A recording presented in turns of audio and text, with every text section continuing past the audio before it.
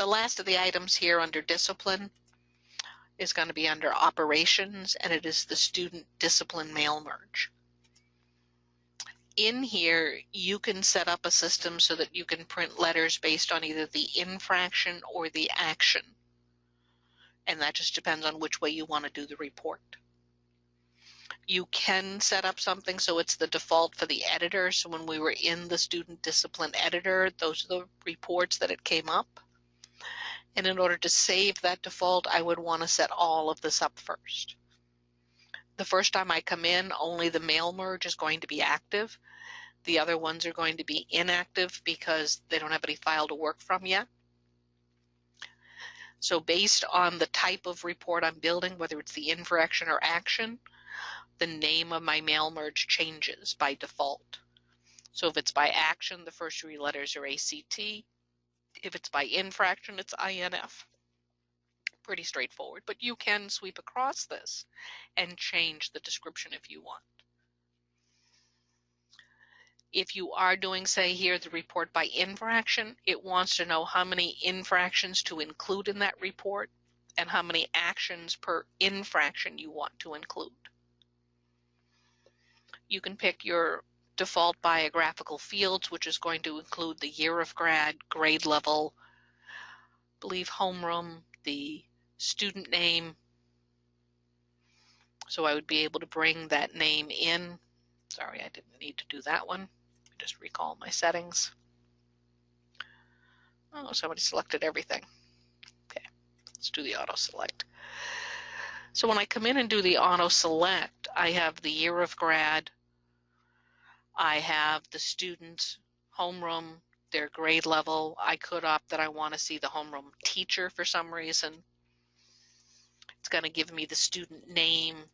By default, I'm going to have contact information to include that on the letter.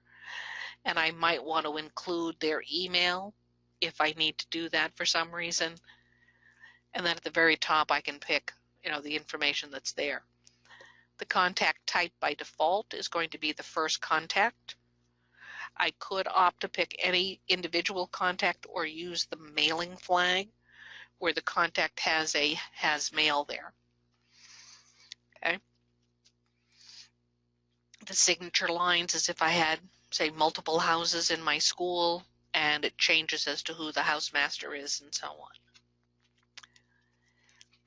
I would go ahead and build the table. It would allow me to go into the student discipline report by infraction because I said I wanted to do the report by infraction. Give me a date range and I can select my codes.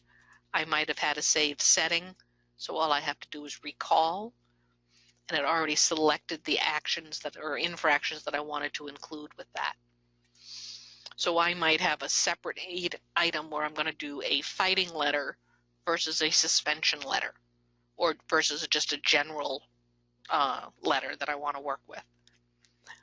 Most of the time you do want to include your action details. I'm going to go ahead and let it build the file.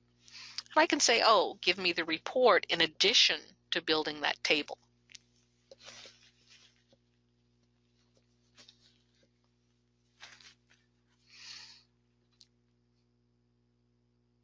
So once it finishes doing that, it will come back and tell me it built the table or that there were no records.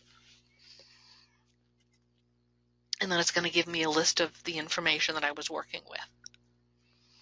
I can go ahead and close this and exit out of where I was, and it's going to bring me back into the mail merge. At this point, I can go into my master document, and I can see the different letters that I want to work with. And if I wanted to just see the default letters, I could say load the defaults. This top C month line says date, open, close parentheses, says give me the current date. The C month says give me the character month of that. So right now it would show me October. Give me the day as part of that, and I added a space, the day of the month, a comma, a space, and then the 4-digit year.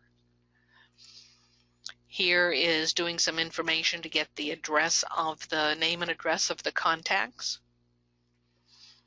And the exclamation empty is, the exclamation is a shortcut for not empty. So if the title is not empty, I want to print the title in a space. Otherwise, don't print anything. And then give me the first and last name of the contacts. For some of the information of what fields I'm working with, I want to go up to the question mark to bring up help. It's going to know which tab I am. Excuse me, wasn't supposed to do that. Let's try that one again. Be nice. Okay, let's go this way. So it just doesn't want to play right now. Okay. So here's the help for the master document, and it knows the tab that I'm on. So how do I create a new document? How do I edit an existing document? Gives me those options. Some tips of what do I want to use to set things up, Control A and so on. But what's also nice is it's going to show me for the biographic, based on my normal editor, sort of what are the field names that I want to work with, so I know what to bring in. That can be really handy on my contacts. But it also lets me see, oh, I'm doing the student report by infraction. So if I click on that, it's going to show me the fields that are associated. So the last two digits is which infraction it is. The first two digits, if it's the A ones or the actions, is which action it is that goes with that infraction. So A01 DES underscore 01 is the first action description that goes with the first infraction, where my A04 description 01 is the fourth action. So it lets me see what sort of information I have to work with. This is also going to give you an explanation about the all trim. If I wanted to bring up time, if I wanted to bring in a if statement to test the sex of the student, so I can put gender specific pronouns in there. It gives me an explanation about the empty and the not empty. So it just lets me see some extra information for what's going on.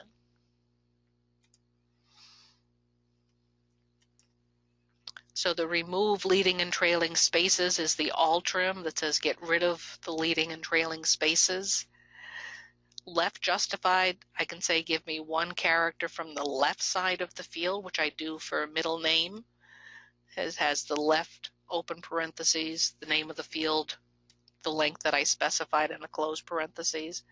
So what that's doing here is I'm testing if the middle name is not blank, give me one character from the left of that name and a period, which in effect gives me the middle initial, and give me a space after that. So it just gives a way to put that in. And then under that, I can bring in the infractions, the date, the infraction itself, the teacher, what action was taken. And if I wanted to, I could come over here on the left, see the other information, so I could do, oh, there's the first infraction, the first action, so I could bring the date of the infraction of the action in if I wanted to see the date from DTFR, date from DTTO, date to. So I can bring that different information in, the status of being open and closed, the units. How much of this I want is entirely up to you. Because this display is an aerial, I might need to use my arrow keys to say, oh, 1, 2, 3, there's 3 spaces between the date and the description. So I might need to come up here and make sure I have the same number of spaces. But you can modify this report any way you want. You can change who the vice principal or whoever you need at the bottom is. It just depends on how you want to set it up. Once you have, you click the Save Changes. The master report form gives you the ability to say, what do you want that letter to look like? What font is it in? It could include some letterhead if you so chose.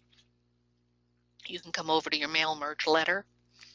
You can again limit the mailing to letter, or you can flag any student whose letter is printed.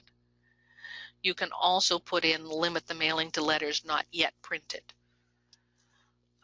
Less used in discipline than it might be in attendance. Because if I sent one fighting letter, that doesn't mean I'm not going to send another one. Okay? If I was limiting the mailing to those not yet printed, or if I just need to print them, I can come over to the merge print labels and tell it, oh, I want to go ahead and merge the labels with the contact name rather than the student. And it would give me the labels that go with the letters that I was working on. And then I could come over to the merge print letters. I'm not going to limit to those, and I can go ahead and merge print that. But once I had the master report form and maybe even the letter, I can set that up and see what the letter looks like. So it lets me see the date of the infraction, what the infraction was, who the teacher was, and the action. The letters in parentheses have to indicate the type of infraction or action it was. But it gives you that option to be able to come in and see what's going on. So not a problem with that. One last item with the discipline. If you have a calling system such as One Call Now, you can set up the discipline telephone messaging. So the system can be set up to automatically call the parent, given the number sequence that you specify, and the call list table name. The first 3 characters are your school code. The last 3 is the fact that you're running it from discipline. So you could have sort of a generic message that goes out that lets them know that you have this going on. Or if you were doing it as an action, it might be a reminder that the student has a detention tonight, that sort of thing. But it would let you process, and then it would let you go build the table, similar to building the list for mail merge. So it lets you put that information in.